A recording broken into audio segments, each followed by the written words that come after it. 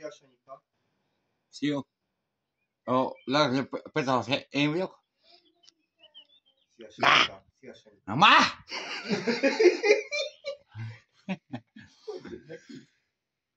Na, itt bekap. Olyan neki. Te vagy a legnagyobb kocapecás. Tényleg legnagyobb kocapetás. Hangosan. De hangosan? Most pont. Hát de hangosan. Kiabálj velem, hogy szokták.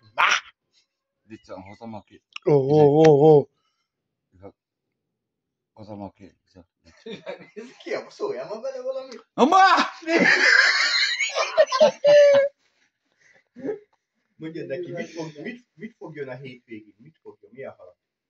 Pontyot, meg halat. Meg mit? Busát. Má! Már!